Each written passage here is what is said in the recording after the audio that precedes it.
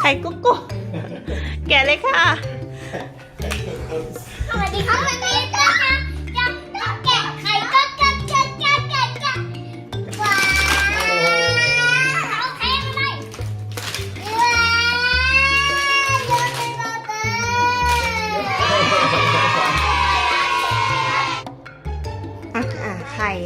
ไข่มันจะเป็นรูปไก่เนาะ ไก่เป็นลูกไก่ ไข่เป็นรูปไก่ ไก่กับไข่อะไรเกิดก่อนกัน เอ้ยพี่ปอม โอ้ยรถ โอ้โหรถอีกแล้ว เขาโต้ทุบแรงอ่ะลูก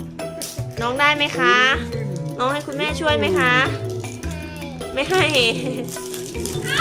เอาน้องได้อะไร โอ้โห น้องก็ทุบเหมือนกัน อื้อหื โอ้โห อก ระเด็นเลย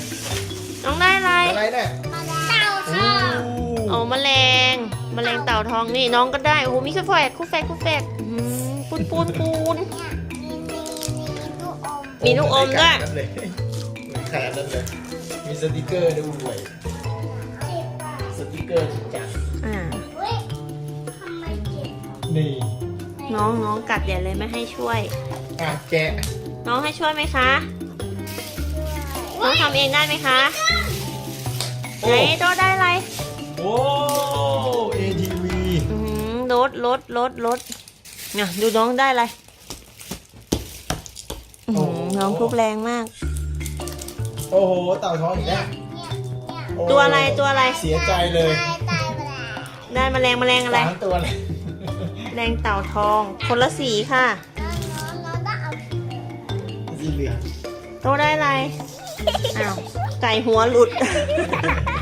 ไก่งอนไก่หลุด หรือปากไก่ อ๋อปากไก่หลุด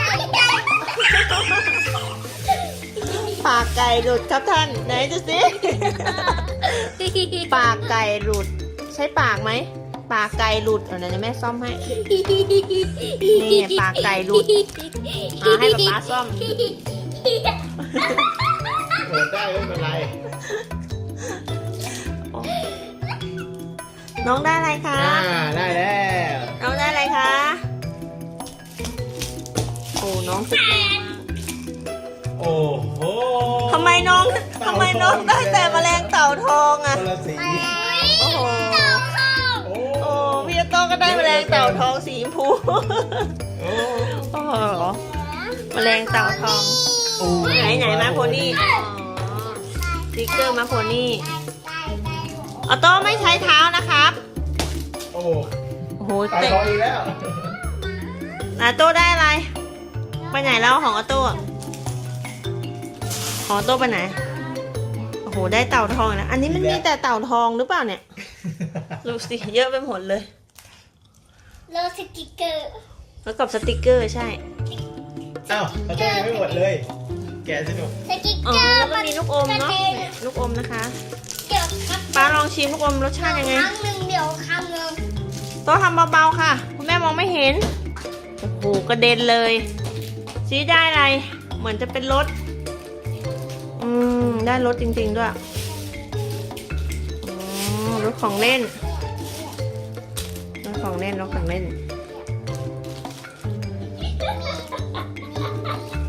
นี่ ไม่ โอ้ เหมือนใคร ย นี่อันนี้สวย นี่ของโมน้องบายเหรอ รถอะไรเนี่ย F1 เหรอ ฟอร์มูล่าวัน รถอะไร ออโต้ทำอะไรพังอีกอะน้องกัดกินไก่ ใหญ่เลย น้องได้อะไรคะ โอ้โห น้องได้รถอีกแล้ว ซ่อมไปเลย ไม่ได้ซ่อมให้หนูไปแกะอื่นกันไป ก็สวยดีนะ ไหนอะอ๋อ สติกเกอร์ ลูกหมี แล้วมีอะไรอีก มัน นี่อันนี้รถ อ๋ นะ อ ได้ ATV น้ ออโต้ก็ได้แต่เต่าทอง ได้แจกเต่าทอง น้องแคะไก่ เดี๋ยวก็ได้ใหม่นะสองตัวนี้เราต้องเอา อันนี้มีทั้งหมด 20 ฟอง เราต้อง แกะกันเมามันเลยทีเดียว ได้แต่ทองก็น่าจะเกินครึ่งแล้ว ตอนนี้7 ตัวแล้วอ๋อ แล้วนะ น้องได้อะไรอีกคะ ไหนดูสิ ได้รถ อ๋อ น้องได้รถ ไหนดูสิคะ ไม่แจก อ๋อ รถน้องสวยดี อยากเลยอยาก ได้อะไร เหมือนจะเป็น โอ้โห ต้นได้แต่เต่า เราท้องนี่กระซิบหัวนะ ได้ด้วย น้องได้อะไร น้องได้อะไร น้องไม่ค่อยได้เต่าหรอก น้องได้รถเยอะ น่าเห็นไหมน้องได้รถอีกแล้ว โอ้ยมันอะไรมันแปลกจัง รถอะไรอ่ะ ไหนดูสิ อันนี้ แม่ทาคอมไอ้ตัว อันนี้รถยังทำไม่เสร็จหรือเปล่า แล้ว เนี่ ไม่ ย สูงอุปกรณ์ เขาให้เรามาไม่ครบแน่เลยอ่ะ เขาให้มาไม่ครบแน่เลยแมลง เนี่ยเวลา แมลงเต่าทองค่ะ